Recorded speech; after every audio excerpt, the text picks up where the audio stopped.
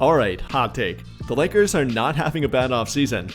I know the narratives like to make it seem like they are and that they have done absolutely nothing up until this point. I know we don't absolutely love Rob Pelinka and what he's done over the past few years, but I really don't think they're having a bad offseason. In fact, it might be a little bit underrated so far. Beginning with the NBA draft year, kind of a forgotten part at this point and kind of an overlooked portion for their team, but I actually think they did pretty good. Initially only having the 55th overall draft pick, trading up from 55 to 45th, then trading up again from 45th to 36th, without trading a future second round draft pick, only trading cash to get to that point, and that's moving up 19 draft picks simply by trading cash and no real trade asset along with it. So purely from that standpoint and their ability to do that, I think that's a pretty good thing for their team. Then they followed it up with drafting Adu Thero, who wasn't, I guess, on my list of draft picks for their team, and I didn't think they would draft him. But after thinking more about it, and especially after losing Finney Smith, it was not a terrible thing for their team. I mean, replacing a wing with a young, defensive-minded athletic wing with Adu Thero, with plenty of upside and hopefully can eventually become a true 3-and-D option, that's not a bad thing for their team. So between Adu Thero, between Eric Dixon, and simply what they did on draft day, I think that was a pretty good start for their team. But then moving toward free agency and what they did immediately with it, that was signing Jake LaRavia. Again, maybe not the most appreciated or popular thing for their team to do, but looking back on it, I think it gets better with each passing day and each passing week. Obviously losing Dorian Finney-Smith, getting another wing player here to kind of help fill the void of him, more so offensively and more so with the catch and shoot 3-point shooting ability, which Jake LaRavia does have in his bag, coming off a season of shooting 42.3% from beyond the arc, taking 2.2 of them per game in 20 minutes per game, translating to roughly 4 of them per 36 minutes, and I think he does have upside here on defense.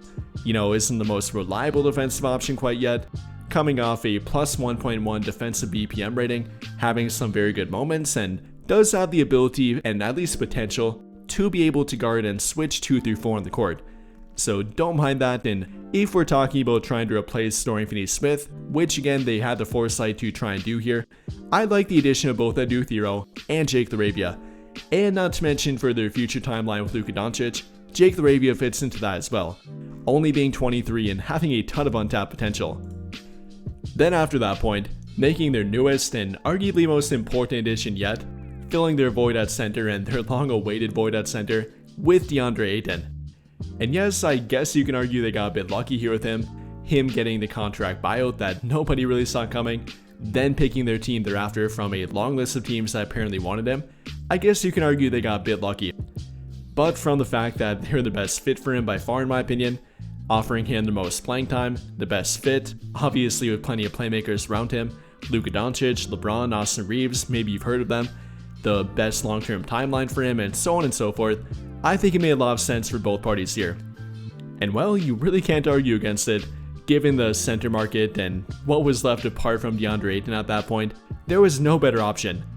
Even with the subtraction of Dorian Finney-Smith, which like I said did kind of have to happen, if they didn't let him walk then they don't have the ability to sign both Jake LaRavia and or DeAndre Aton. That freed up their full mid-level exception, which they put towards signing Jake LaRavia and DeAndre Aton. So yes, it kind of did have to happen. I guess kind of a necessary subtraction to their team that eventually led to them filling 2 major holes in their team. One of which being the void at center, filled by DeAndre Aton, and that's a big one for their team that they absolutely had to address, so kind of had to lose Dorian Finney-Smith to get DeAndre Aton, which alone was worth it in my opinion. And well, you can point to that and say, okay great, that's pretty good, but it's not enough for their team and not enough for them to be a championship contender. And I would agree with you with that too. If that would be it, that wouldn't be enough, and it wouldn't be enough to call it a great or perfect offseason. Though I don't think they're done yet, and they definitely have enough assets to not be done yet too. Whether you're talking about their trade assets, having a 2031 future first round draft pick, that's tradable for them, 4 future first round draft pick swaps coming in 2026, 2028, 2030, and 2032, a second round draft pick in 2032 that's tradable, and then for their assets via players and tradable contracts, obviously having Austin Reeves here, not a very likely player for them to trade, but does have plenty of trade value if they wanted to go that route.